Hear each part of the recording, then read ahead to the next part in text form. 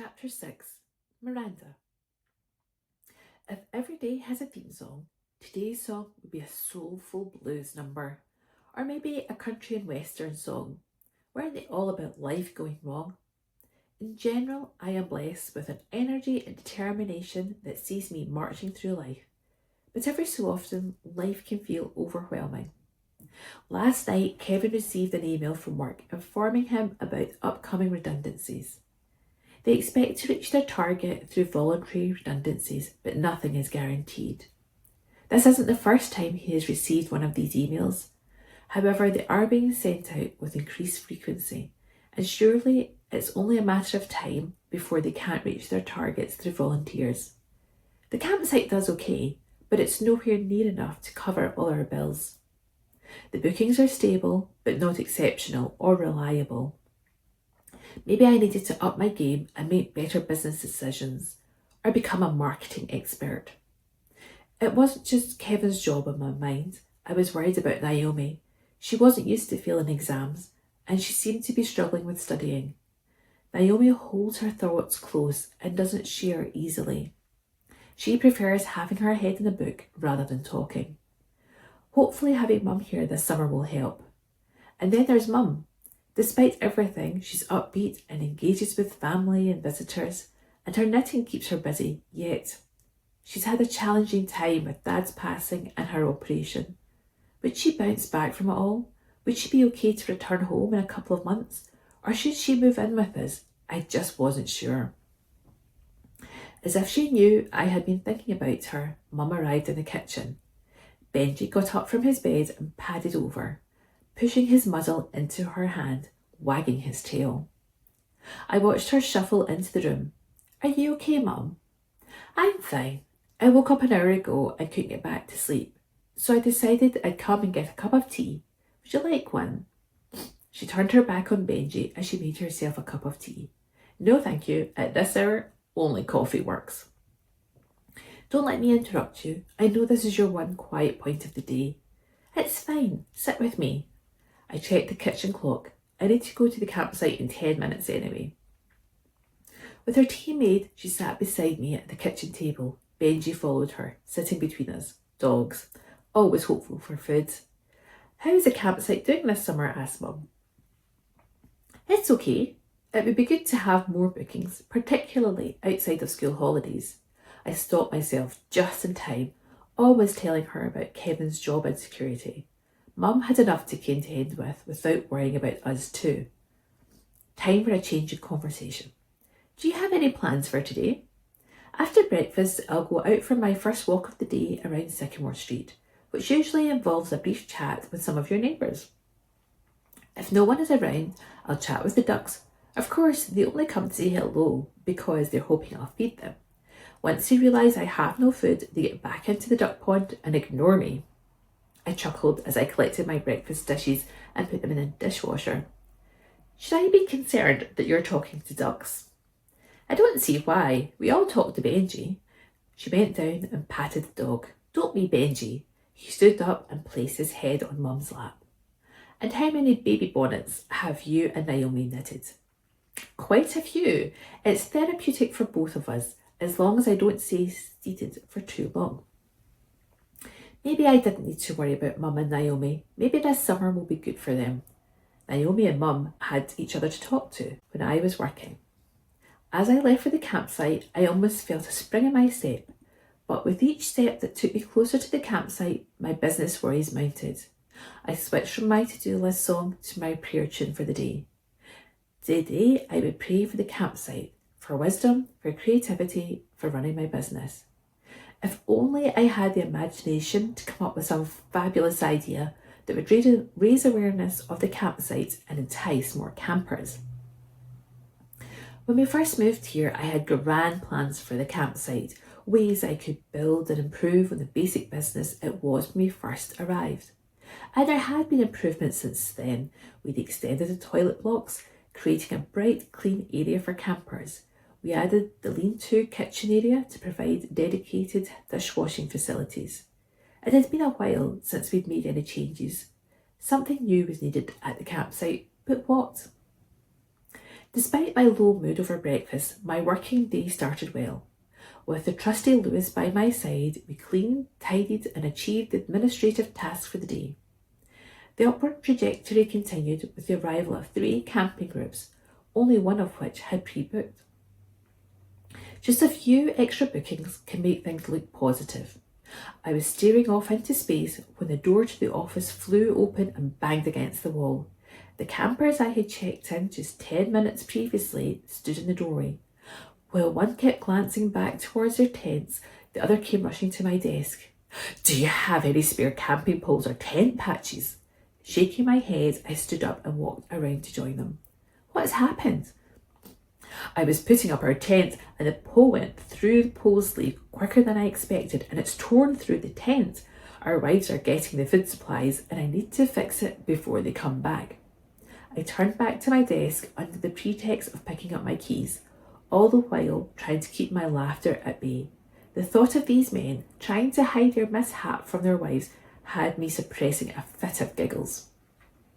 How could they possibly think their wives wouldn't notice a tent patch? Trying my best to put on a serious expression, I indicated for them to leave the office, then followed them to their tents. They told me they hadn't been camping in quite some time. Even so, it was unfortunate to rip their tent. I surveyed the damage. The rip wasn't as bad as they made it sound, and there was no damage to the pole. "I don't have tent patches, but the camping shop in Springford should have what you need. I'll get the details for you." I walked back to the office. Maybe it would be a good idea to stock a few basic items. Occasionally, someone required additional equipment like a patch, a pole, or tent pegs. Having a shop area in the office might be a good idea. Or even extending the building to have a separate shop. I had a small freezer unit in the office that campers could use to freeze their ice blocks and 2 double sockets to charge their mobile phones. Perhaps it would be a good idea to start a small shop. I could stock basics such as milk, eggs and bread and have a few camping essentials. Would that help, or would it merely add another to-do to my workload? If I was in any doubt running a campsite wasn't a regular job, the next day a camper reversed their car into their tent. The front poles were completely buckled and one of the guy ropes had torn off the front of the tent. They were only planning on staying one more night, and with a good forecast they were happy to stay for their last evening. And just when I thought we were done with all strange incidents, 2 days later a family were sitting around their campfire when one of their children jumped at a spark, and as they jumped their chair fell forward and went into the fire, the material melting almost instantly in the flames. The child screamed and cried loudly, alerting everyone at the campsite and possibly even the entire Eden Cove area to the tragedy. By the time we got to Thursday night, I collapsed into bed, completely exhausted. Usually life meanders along with no great trials, but this week was proving to be completely off-grid. After all the campsite issues and Kevin's job insecurity looming over us, I wanted to hide. I pulled a duvet over me and snuggled down into its comfort. I was reaching for my phone and headphones, looking forward to easing myself to sleep with some worship music, when Benji let out a howl. Panicked, I bolted upright in bed. Kevin already had his feet out of bed. "It's okay, I'll go find out what's wrong. You stay here." As if I could. I followed Kevin downstairs, worrying about what could be wrong with the dog. Little red paw prints circled the island in the middle of the kitchen. Benji was holding up his front paw and whimpering. At first he pulled his paw away from Kevin before finally letting him examine it. "I can't see anything," said Kevin, "but something's cut his paw and I don't know if it's still in there." I blew my hair out of my face. Poor Benji. It wasn't his fault he had an injured paw, but I was looking forward to getting some sleep. "What can we do now?" I asked, bending down to stroke Benji's head. "We'll need to bandage it as best we can and take him to the vet in the morning." I nodded, already looking around the kitchen, trying to identify the source of the cut. Walking to the other side of the island, I noticed the knocked over bin. A broken mug lay beside it. Tomorrow would be a visit to the vet and a reminder to the family to be careful about what they put into the kitchen bin. The visit to the vet confirmed Benji's wound was clear of any foreign objects, and it was simply a case of strapping up his poor little paw and instructions on how to look after our limping pet. It was a relief that nothing was wrong with him, but after the week of campsite incidents plus family worries, life was feeling overwhelming. While we were getting out of the car with Benji, Sarah appeared. She reached over and patted him. "Poor Benji, what's happened?" She continued to talk soothingly to the dog and stroke his soft fur while I updated her on Benji's bin raiding exploits. When I stifled a yawn, she stopped petting Benji and looked at me. "You need coffee. Are you working this morning?" I shook my head. "Good. Then I'm taking you for caffeine. You look wiped out." Sarah guided me in the direction of Moo and Two. "Come on, let's get you a proper caffeine hit from Cara." We sat on a bench outside the bakery and coffee station. As always, Cara made the coffee to perfection, the warm drink already reviving my flagging mood. "What else is going on?" asked Sarah. "You can handle more business and chaos than anyone I know, so what's got you so drained?" I grimaced at my friend. "Thanks for giving it to me gently." Sarah laughed. "I got you coffee, didn't I?" I took another sip of my reviving drink, then told Sarah all about my worries for the family and Kevin's job. She reached her arm around my shoulders and pulled me to her side. "I'm sorry, friend, that's a lot to deal with." I nodded.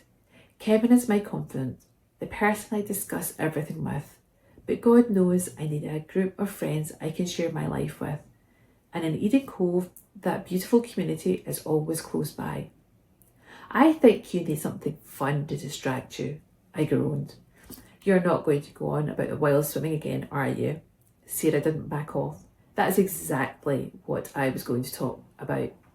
You must come, Miranda. You know we always do this kind of stuff together. Plus, I've already told Pete, who organises it, that we'll join them tomorrow morning. He said that tomorrow's weather is expected to be perfect for newcomers like us. You know you're safe with Pete there, and you know him well from the community choir and the beach cleanup." "Yes, but in those places I'm in my element. What will he think when he sees my uncoordinated strokes? He'll think it's brilliant that you're out there doing it." I laughed at Sarah's enthusiasm. "I'm taking that laugh as a yes," she said. "You'll have a great time. I had my doubts, but I had made my friend happy." The next morning, at the relatively civilised hour of 8 o'clock, we made our way to the beach, excited and terrified about joining in with others to swim in the North Sea. Of course I'm used to the sea. You can't live this close to it and not go in for paddles and the occasional swim. Until now, my sea swims were only brief moments to cool down on hot summer days, not for exercise. There was already a small group of people standing huddled together on the beach, men and women of various ages, most of whom looked as if they knew exactly what they were doing. At least in the midst of summer, we weren't required to have cold water accessories, or was I supposed to have brought something other than my costume, goggles and towel? Pete got the group organised for their swim, then turned his attention to me and Sarah. "I'm glad you decided to try outdoor swimming, ladies. Today we'll take things slow and easy. We'll focus on getting you comfortable in the water, which I'm sure you both are anyway, and talk about distances and strokes." After he went through the basics and safety precautions, the three of us walked to the water's edge. You both know that just because it's summer, it doesn't mean the water is warm. But you're blessed with a sunny day and the heat already building up for when we come back out. Sarah smiled, whereas I was doubting everything Pete was saying. Why was I even attempting this? Let us walk out until we're at chest height in the water. We'll get used to the water temperature and then we can start swimming. This morning we'll do a few strokes, then stop. If we're all doing okay, we'll continue, each time lengthening how long we swim for. We entered the sea. The first few steps were pleasant, the water almost warm in the shallows. But as we waded further out, the water was colder and I shivered. It's one thing going into the sea when it's for fun. It's quite another thing when you're doing it for a strange form of exercise. Those first few strokes were brutal, my focus more on how quickly I could retreat to the beach rather than concentrating on my strokes and my breathing. Sarah remained cheerful, and when Pete asked how we were doing, she gave a thumbs up. I couldn't give up. I offered a lopsided smile as my answer. Pete either thought it was a sign to continue or ignored my reticence. Okay, this time we'll swim further. I'll stay on the outside, Sarah beside me, and Miranda, you go on the inside. I guess he did pick up on my doubts. Sarah was off, already flowing in a beautiful rhythm. Pete smiled at me, nodding his head. Pushing off from the seabed, I held my breath and attempted my second swim. As I concentrated on my stroke pattern and my breathing, I began to relax. I started feeling the exhilaration of properly swimming in the sea. The next time we stopped, I could join Sarah with a smile and thumbs up.